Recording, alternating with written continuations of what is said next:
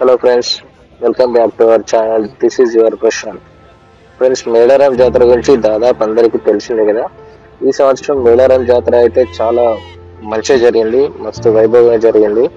కానీ ఫ్రెండ్స్, ఇప్పుడు మేడారం ఎలా ఉందో మీకు తెలుసా?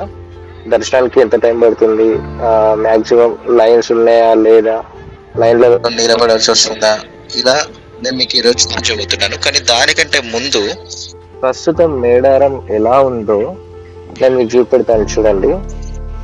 ఈ వాతావరణం ఎట్లా ఉంది. ఇప్పుడు జాతర అయిపోయి 23, 24కి జాతర అయిపోయింది కదా.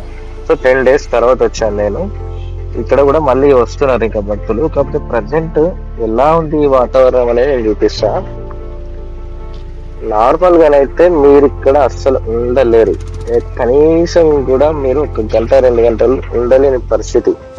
ఆ మూరిళ్లలో చెత్త మొత్తం అంతా తిని పడేసిన కవర్స్ ఉన్నాయి, ప్లేట్స్ ఉన్నాయి. చాలా వరకు ఈ ఇప్పుడున్న మేడారంలో అయితే చాలా అంటే చాలా వరకు ఈగలు ఘోరంగా, మీరు ఊహించని విధంగా ఊరు మొత్తం చాలా వరకు ఈగలు అయితే చాలా ఉన్నాయి. అసలు మనం నార్మల్ గా వింటర్ సీజన్ లో మంచుని చూస్తే ఎట్లా ఉంటుందో సేమ్ ఇప్పుడు ప్రజెంట్ మేడారంలో ఈగలు అట్లా ఉన్నాయి. అంతా వెదర్ అయితే చాలా దారుణంగా ఉంది. వెళ్తే మాత్రం ఖచ్చితంగా మీరు ఏదో ఒక రోగం వస్తుందనే భయంతో ఖచ్చితంగా ఉంటారు. ఎందుకంటే ఈగలను జరుపుకుంటూ వెళ్ళాల్సి వస్తుంది. చూడండి, ఇక్కడ చికెన్ సెంటర్లలో టేబుల్స్ పైన దారుణమైన ఈగలు ఉన్నాయి. ఈ ఊరు మొత్తం ఎక్కడ చూసినా కూడా ఇదే ఉంటాయంట, ఇట్లానే ఉంటాయంట. దాదాపు ఒక 1 month వరకు ఈ ఊరు మొత్తం ఈగలతోనే ఉంటాయంట. సో చాలా అంటే చాలా దారుణంగా ఉంది ఇక్కడ. అసలు ఎట్లా అంటే డస్ట్, దారుణమైన డస్ట్ ఉంది. బేసిక్ గా ఈ మేడారం అంటేనే మేడారంలో మొత్తం ఎర్రమట్టి ఉంటది, దుమ్ముతోనే ఉంటది. అది మారేది అయితే లేదు. ఖచ్చితంగా మేడారం జాతర అంటే ఇది పెద్ద జాతర, మహా జాతర. ఏ టెంపుల్ కూడా, అసలు టెంపుల్ కూడా లేని మన దేవతల జాతర ఇది. ఖచ్చితంగా ఈ 2 years కి ఒకసారి జరిగే ఈ జాతరలో లక్షల్లో కోట్లలో ఖచ్చితంగా భక్తులు వస్తారు. దాదాపు 1 month ముందు నుంచి స్టార్ట్ అయ్యి 1 month అయిపోయే వరకు కూడా ఎండ్ అవుతుంది. ఓవరాల్ గా ఒక 45 days షెడ్యూల్ వరకు ఉంటుంది. సో మొక్కులు చెల్లించుకుంటే ఖచ్చితంగా ఇక్కడికి వచ్చి దర్శించుకుంటే కోరికలు నెరవేరుతాయని ఈ తెలంగాణ, ఆంధ్ర మొత్తం చుట్టుపక్కల జనాలందరికీ కూడా ఒక గట్టి నమ్మకం. సమ్మక్క సారలమ్మ జాతర అంటే ఒక 1 week ఫెస్టివల్ లెక్క మస్తు జరుగుతుంది. సో ఇక్కడ వచ్చేసి మేడారంలో భక్తులు బాగా మంది వస్తారని చెప్పేసి ఏదో పైప్ పై ఒక మెరుపు లెక్క చేసిండ్రు. చూడండి, డ్రైనేజ్ అసలు ఈ ఊరోళ్ళు ఇప్పుడు మేడారం కోసం చూసుకుంటే తర్వాత ఈ ఊరు వాళ్ళు ఎట్లా బతుకుతారు, వీళ్ళు ఉండగలుగుతారా, అసలు ఈ వీళ్ళలాగా మనం బ్రతకగలమా అనేలాగా ఉంటుంది ఊరు. మనకి మేడారంలో కనబడేది జాతర టైంలో ఆ లైటింగ్స్, సౌండ్స్ మనకి ఇవే కనబడతాయి. ఆఫ్టర్ ఈ జాతర తర్వాత ఈ ఊర్లో అసలు ఎవరైనా ఉంటారా అనే ఆలోచన వస్తుంది. సో ఎందుకు అంటే అందరు వెళ్ళిపోతారు, జాతరకి వెళ్ళి అక్కడ ఉండి తినేసి స్పెండ్ చేసి వెళ్తారు. కానీ తర్వాత అయితే ఊరు మొత్తం చాలా అంటే చాలా దారుణంగా ఉంటుంది ఊరంతా కూడా. ఇక్కడ వాళ్ళు ఎట్లా అంటే 2 years కి జరిగే జాతర కాబట్టి సో వీళ్ళంతా ఈ పట్టించుకోరు, ఈ చెత్త చెదరం అని చెప్పి అంత పట్టించుకోరు. జాతరకి ఎక్కువ ప్రిఫరెన్స్ ఇస్తారు. ప్లస్ ఇక్కడ ఈ చిరు వ్యాపారస్తులు ఉంటారు కదా, బొమ్మలు అమ్ముకునేవారు, పూజ సామాన్ అమ్ముకునేవారు. సో వాళ్ళు మనీకి ఎక్కువ ప్రిఫరెన్స్ ఇస్తారు. కానీ తర్వాత ఇప్పుడు సంపాదించిన డబ్బులన్నీ తర్వాత వాళ్ళకే ఖర్చు అవుతున్నాయి అనే ఆలోచన అయితే ఎవరికి రాదు. ఇక్కడ చూడండి, గ్రౌండ్ మొత్తంలో కూడా కర్రలు పెట్టేసి గుడిసెలు వేసి వాటిని కిరాయిలకి ఇవ్వడం చాలా దారుణం. ఇదైతే నిజానికి ఇప్పుడున్న గవర్నమెంట్ ఏం చేయనుండే అంటే ఈ ఏరియాలో చిన్న చిన్న టెంట్స్ వేసి సంథింగ్ టెంట్ చెప్పేసి వాటిని ఏమన్నా ఈ భక్తులకి లో కాస్ట్ లోనైనా అట్లా రెంట్కి ఇచ్చే ఉంటే బాగుండేది. అంతే తప్ప ఇట్లా ఓపెన్ ప్లేస్ లో, ఇంత గ్రౌండ్ లో, ఇంత ప్లేస్ లో అన్ని కర్రలు అవన్నీ విరగొట్టి, అది కూడా ఇక్కడ ఊరు వాళ్ళే చిన్నది ఒక 10x10 రూమ్ కూడా మినిమం 1000-2000 అట్లా డిమాండ్ చేస్తారంట. ఇప్పుడు అయిపోయింది, జాతర అయిపోయింది, మొత్తం ఎట్లా పడితే అట్లనే వదిలేసిండు దాన్ని కూడా. నిజంగా ఘోరం అది. ఇలా కాకుండా ఏమైనా గవర్నమెంట్ ఏమైనా ప్రొవైడ్ చేసి టెంట్ లాంటి ఏమైనా పెట్టేది ఉంటే నిజానికి మంచిగా ఉండేది. ఇట్లా ఈ కర్రలు పెట్టేసి ఇదంతా వేస్ట్ కదా. ఇప్పుడు ఎన్ని చెట్లు కొట్టేసిండు. అసలే సమ్మర్, ఇక్కడ చాలా ఎండలు కొడుతున్నాయి. ఒకప్పుడు ఈ ఏరియాలో మొత్తం చెట్లు ఉండేవి. ఆ చెట్ల కింద వచ్చిన వాళ్ళంతా కూడా కూర్చొని దాని కిందనే మంచిగా వంటలు చేసుకొని రెస్ట్ చేసుకునేవాళ్ళు. ఇప్పుడు మొత్తం గ్రౌండ్ చేసేసి ఒక 20-30 ఎకరాల వరకు కూడా మొత్తం గ్రౌండ్ చేసేసి చుట్టూ 5 కిలోమీటర్స్ ఉంటది. ఈ 5 కిలోమీటర్స్ కూడా మొత్తం గ్రౌండ్ లెక్క చేసేసిండు. అందులో ఇట్లా ఓపెన్ గా టెంట్లు వేసి ఇట్లా పెట్టిండు. ఇదైతే కరెక్ట్ కాదు. ఎందుకంటే ఎన్నో చెట్లు, వేల చెట్లు కొట్టేసిండ్లు. ఇప్పుడు ఆ కర్రలన్నీ వాళ్ళ నిత్యావసరాలకు వాడుకోవడానికి తప్ప దేనికి పనిచేయవు. అదే చెట్లు ఉండేది ఉంటే మంచిగా చల్లగా గాలి వచ్చేది, వెదర్ మంచిగా ఉండేది, ఈ డస్ట్ పొల్యూషన్ నుంచి కాపాడేటివి. ఉన్న చెట్లన్నీ కూడా కొట్టేసి డబ్బుల కోసం అని ఇట్లా చేసిండ్రు మొత్తం. అసలు ఇదైతే చాలా వరకు ఇది కరెక్ట్ కాదు.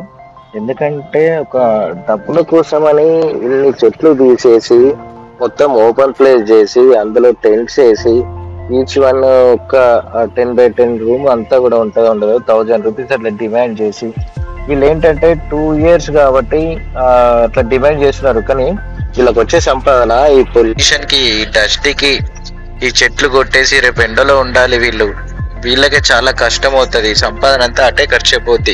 చూడండి ఇక్కడ టాయిలెట్స్ కూడా ఓపెన్ గా వదిలేసిండ్రు. జాతర వరకు దానికి ముస్తాబులు చేసిండ్రు. అయిపోయాక చూడండి ఓపెన్ గా వదిలేసిపోయిండ్రు. అట్లీస్ట్ క్లోజ్ కూడా చేయలేదు.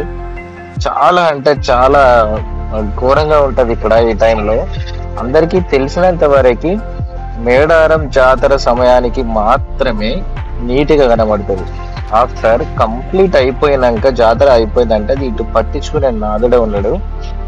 దారుణంగా అంటే దారుణంగా ఉంటది. ఒక 1 month వరకు వెళ్ళకపోవడమే మంచిది. ఎవరైనా ఇంత ముందు వెళ్ళని వారు ఉంటే ఒక 1 month దాటినాక వెళ్తే బెటర్. బికాజ్ అక్కడ చాలా అంటే చాలా వరకు ఈగలు ఉంటాయి, దోమలు ఉంటాయి, చాలా పొల్యూషన్ ఉంటది, డస్ట్, విపరీతమైన డస్ట్ ఉంటది. వెళ్తే అనారోగ్యానికి గురవడం తప్ప ఇంకోటి ఏమి ఉండదు. సో నేను ఇదంతా కవర్ చేద్దామని చెప్పేసి జాతర అయిపోయాక చూపెడదాం ఇక్కడ ఎట్లా ఉంటుందని తీసుకొచ్చాను అనమాట. మళ్ళీ ఇంకొకడ ఈ ఎక్కువ వరకు అందరికి తెలీదు, ఇక్కడ గుట్ట పై నుంచి వాటర్ వస్తాయంట. అది ఎక్కడి నుంచి వస్తుంది, ఎలా వస్తుంది అని కూడా తెలియదు. అమ్మవారి పవిత్రమైన గంగాజలం అని చెప్పి చెప్తారు ఇక్కడ. అది గుట్ట కింద నుంచి వస్తాయి, పైనుంచి కిందికి అట్లా వస్తాయి. ఎక్కడ స్టార్ట్ అవుతున్నాయి అనేది మాత్రం ఇంతవరకు తెలియదు. ఎవరి దగ్గర కూడా క్లారిటీ లేదు, ఎవరు కూడా చెప్పట్లేదు. నీళ్ళు అయితే వస్తాయంట. ఈ వాటర్ తాగడం, ఇట్లా మనం తీసుకెళ్ళడం, తాగడం ఇలాంటివి చేస్తే మాత్రం మనకున్న జబ్బులన్నీ నయం అవుతాయి అని ఇక్కడ సెంటిమెంట్ అంట. సో అందరూ కూడా ఈ వాటర్ ని బాటిల్స్ లో తీసుకెళ్తున్నారు, తాగుతున్నారు. కానీ వీటిని కలుషితం చేయొద్దు అంటే ఇంకా ఏమన్నా స్నానాలకి వాటికి మాత్రం వాడొద్దంట. తాగడానికి అట్లా ప్యూర్ వాటర్ ఇది పైనుంచి వస్తాయి. ఎక్కడ నుంచి వస్తాయో మాత్రం తెలియదు, గుట్ట పై నుంచి వస్తాయి. దీనికి మొత్తం ఫెన్సింగ్ వేసి పెట్టిండు. ఎవరు కూడా పైనకి ఎక్కకూడదు, ఎటువంటి రిస్క్ చేయకూడదు అని చెప్పేసి ఫెన్సింగ్ పెట్టేసిండు. మళ్ళీ ఇక్కడ అమ్మవారికి కూడా పూజ చేస్తారు. చిన్న ఫోటోస్ లోనే ఉంటది సమ్మక్క సారలమ్మ అమ్మవారిది. ఇక్కడే పూజ చేస్తారు. చేసి పూజ చేసుకొని వాటర్ తీసుకెళ్తూ ఉంటారు. ఇక్కడ చూడండి బోర్డు కూడా పెట్టేశారు, సమ్మక్క సారలమ్మ జాతర మేడారం అని. ఇక్కడ ఈ గుట్ట పైనకి వెళ్ళకూడదు, రిస్క్, జంతువులు ఉంటాయి, వాటిని ఇబ్బంది పెట్టకూడదు, వాటి వల్ల మీరు ఇబ్బంది పడకూడదు అని చెప్పేసి ఆ నోటీస్ బోర్డులో ఉంటుంది. వాటర్ కూడా అమ్మవారిది పవిత్రంగా యూజ్ చేస్తారు, వీటిని కలుషితం చేయొద్దు అని ఆ నోటీస్ బోర్డులో ఉంటుంది. ఇది చిలకల గుట్ట మనం దాటేసి వచ్చినాము. ఇప్పుడు జంపన్న వాగు. ఇది ఈ వాగు అయితే ఇంకా దారుణంగా ఉంటుంది. ఇప్పుడు మీరు మంచిగా వీడియో చివరి వరకు చూడండి. ఇది మొత్తం టోటల్ నేను 6 కిలోమీటర్ కవర్ చేసి చూపెడుతున్నాను. బైక్లో అయినా కార్లో అయినా వెళ్తే మీకు క్లారిటీగా తెలియదని చెప్పేసి నేను నడుచుకుంటూ 5-6 కిలోమీటర్స్ నడుచుకుంటూ మీకు ఈచ్ అండ్ ఎవ్రీ ప్లేస్ కూడా చూపెడుతున్నాను. సో వీడియో చివరి వరకు చూడండి మీరు. ఇది చెంపన్న వాగు. అంతకుముందు జాతర టైంలో ఇక్కడ వాటర్ స్టోర్ అయి ఉండేది. ఈ వాగుని 2 భాగాలుగా చేసిండ్రు. ఇప్పుడు వెళ్తున్నాను చూడండి.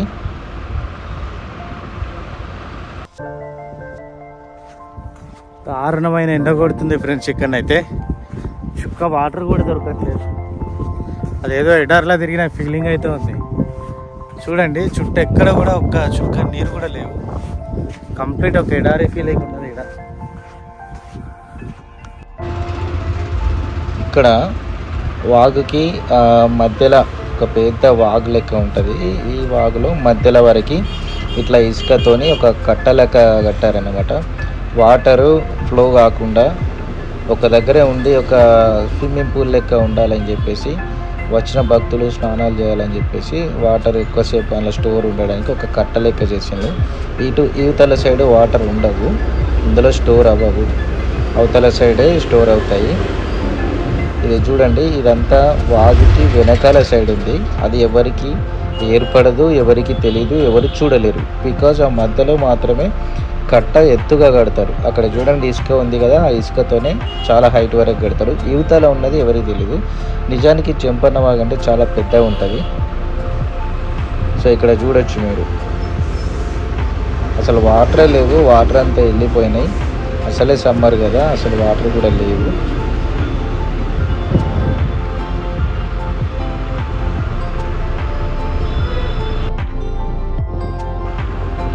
ఇక్కడ చూడండి, నేను హైట్లోకి వచ్చాను, ఇసుక పైనకి ఎక్కి హైట్లోకి వచ్చాను. ఇక్కడ నుంచి చూపెడుతున్నాను చూడండి. ఈ సైడ్లో లెఫ్ట్ సైడ్లో వాటర్ స్టోర్ అవ్వవు, రైట్ సైడ్లో మనం స్నానాలు, ఇక్కడ భక్తులు స్నానాలు చేస్తారు. ఈ ప్లేస్ వరకు వాటర్ స్టోర్ ఉండాలని చెప్పి ఇట్లా ఇసుకతోని కట్టలుగా చేసి పెట్టిండు. ఇప్పుడు అయిపోయింది కాబట్టి ఇట్లా ఓపెన్ చేసేసిండు మొత్తం. కానీ ఎక్కడ కూడా చుక్క వాటర్ కూడా లేవు. అసలు కంప్లీట్గా ఇంకా జాతర కూడా అయిపోలేదు. భక్తులు ఇంకా కూడా వస్తున్నారు. ఇంకో 4-5 డేస్ కూడా వస్తూ ఉంటారట. చెంపన్న వాగులో కంప్లీట్ ఒక వాటర్ అయితే చుక్క కూడా లేవు. అన్నీ తీసేసిండ్రు. పంప్ లైన్లు కానీ ఇక్కడ స్నానాలు చేసే ఫెసిలిటీస్ అప్పుడు ఏవి ఉన్నాయో ఇప్పుడైతే అన్నీ కూడా తీసేసిండ్రు.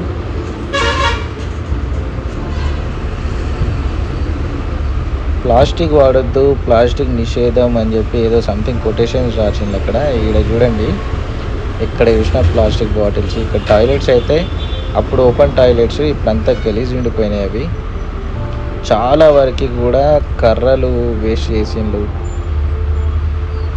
ఎక్కడ కూడా ఇంకా పనులు ఇంకా క్లోజ్ కాలేదు, నీట్గా ఉంచలేదు.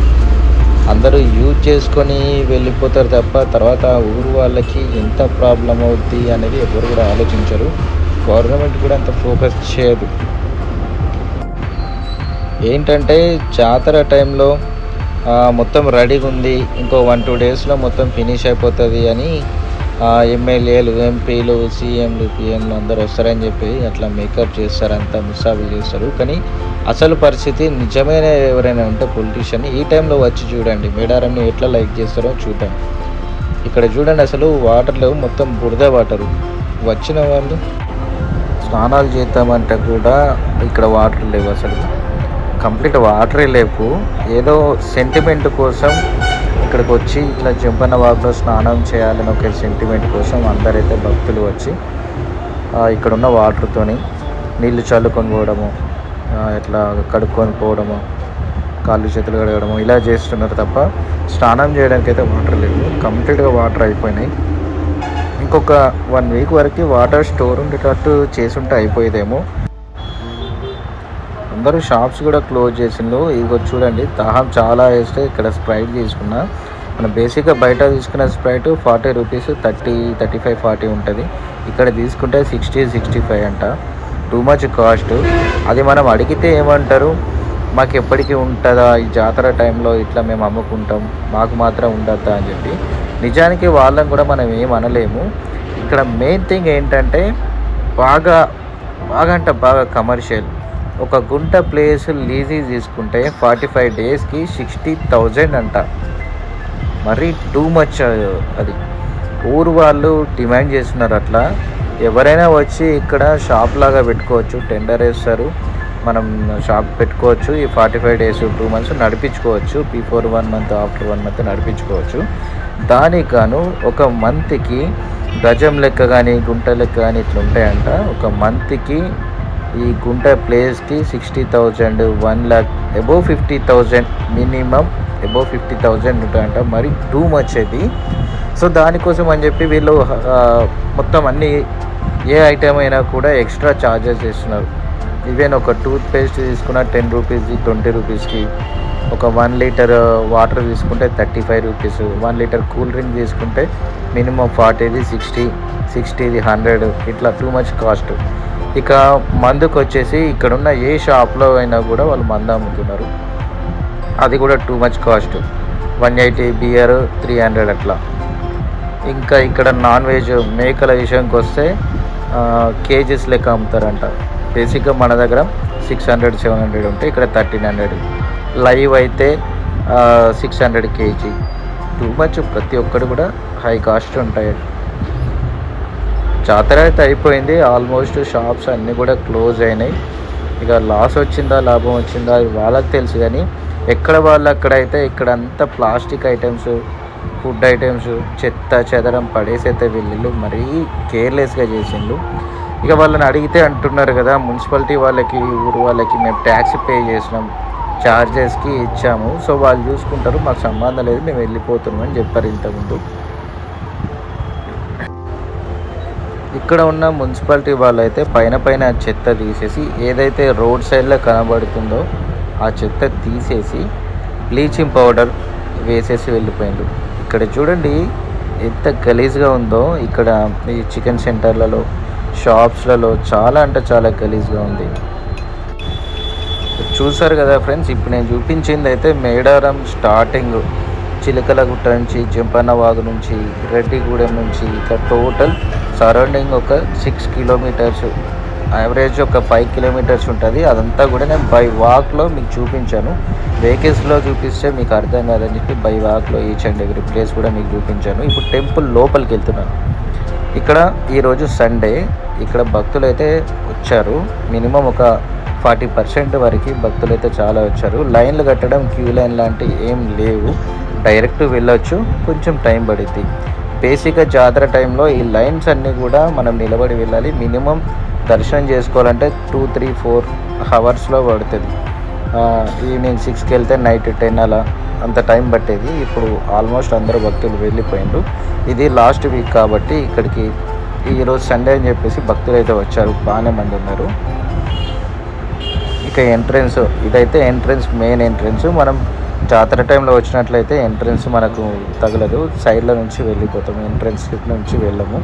ఇది డైరెక్ట్ ఎంట్రెన్స్, అమ్మవారి గద్దెలకు దారి. ఇక లోపలికి వెళ్ళి చూస్తే ఇక్కడ చూడండి భక్తులు అయితే ఉన్నారు. ఎవరి మొక్కులు వాళ్ళు చెల్లించుకుంటూ అందరూ కూడా ఫ్యామిలీస్తో వచ్చి లాస్ట్ డే అని చెప్పేసి, లాస్ట్ వీక్ అని చెప్పేసి భక్తులు అయితే చాలామంది వచ్చిండు. మీరు అబ్జర్వ్ చేసినట్లయితే ఇక్కడ చూడండి, కెమెరాకి మంచిగా క్లియర్గా కనబడుతుంది. ఈగలు, పొల్యూషన్, దేవతల, వనదేవతల సెంటిమెంట్ అని చెప్పేసి ఊరు వాళ్ళైనా మనమైనా కూడా పట్టించుకోము. అంతా దేవుని దయ అన్నట్టు చూసుకుంటాం. కానీ ఎంతో కొంత మనం కూడా జాగ్రత్త మెయింటైన్ చేయాలి, జాగ్రత్తగా ఉండాలి. భారం మొత్తం దేవుళ్ళ మీద వేసి మీకు మొక్కుతున్నాం తండ్రి మీరే మొత్తం చూసుకోవాలంటే కూడా కుదరదు. మన జాగ్రత్తలో మనం వండుకుంటూ దేవునికి మొక్కాలి. సో ఎవరు కూడా ఒక్కరు కూడా ఒక మాస్క్ మెయింటైన్ చేయడమో లేదు. ఇక్కడ చూడండి ఎన్ని ఈగలు ఉన్నాయో, అది చూడలేని రకంగా కనబడుతున్నాయి అక్కడ ఈగలు అని. అంత బెల్లం పడేసిండ్రు. ఇప్పుడు ఇదే బెల్లం మళ్ళీ షాప్స్ వాళ్ళకి వెళ్తాయి, బ్లాక్లో అమ్మేసుకుంటారు. ఆ బెల్లం మళ్ళీ షాప్స్లోకి వస్తాయి, రిటైల్కి వస్తాయి. అది మళ్ళీ మనమే తింటాం, మనమే ఇంకా రోగాలకు గురవుతాం. సో ఇదంతా జనాలు కూడా ఆలోచించుకోవాలి. దేవునికి మొక్కగా ఎవరు వద్దు అనరు. అది మనం గలీజ్ చేసుకుంటూ, మనం చెడగొట్టుకుంటూ దేవునికి మొక్కితే అది యూజ్లెస్ మొత్తం.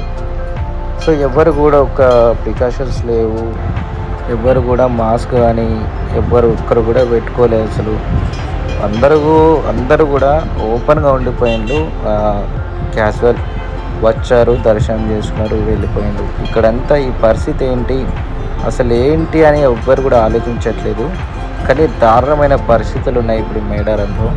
ఈ ఊరు చుట్టూ చెత్త చెదారం, చాలా వరకు చెట్లు కొట్టేసిండు, ఓపెన్ టెంట్లు వేసుకున్నారు, కిరాయిలు చాలా తీసుకున్నారు. ఏంటంటే 2 ఇయర్స్కి ఒకసారి మాకు మళ్ళీ వస్తుందన్న ఆలోచనతో ఉన్నారు అందరూ. అది కూడా గవర్నమెంట్ నెక్స్ట్ టైం అయినా కూడా ఏమన్నా టెంట్స్ ప్రొవైడ్ చేసి, వాళ్ళు డబ్బులు తీసుకున్నా కూడా లో కాస్ట్లో భక్తులకి టెంట్ ప్రొవైడ్ చేసినట్లయితే చెట్లు కూడా సేవ్ అవుతాయి. చల్లని నీడలో అందరు కూడా భక్తులు వస్తారు. అసలే సమ్మర్ కదా, అట్లీస్ట్ వాటర్ కూడా సర్వీస్ లేదు, వాటర్ సర్వీస్ కూడా లేదు. జాతర అయిపోయిందంటే ఎక్కడోళ్ళు అక్కడ వెళ్ళిపోయిండు, వాటర్ కూడా దొరకట్లేదు. సో నెక్స్ట్ టైం అయినా గవర్నమెంట్ దీన్ని ఇంకా ముందుకు తీసుకెళ్ళి ఓపెన్ టెంట్స్ పెట్టేసి అన్ని ఫెసిలిటీస్ చేసి ఉంటే ఇంకా ఎక్కువ పబ్లిక్ వస్తారు జాతరకి, అందరు కూడా అటెండ్ అయ్యే ఛాన్స్ ఉంటుంది. చాలా వరకు రోగాలకు భయపడి రాలేకపోయారు ఈసారి. ఇప్పటివరకు అయితే మొత్తం చూపించాను ఫ్రెండ్స్ మీకు.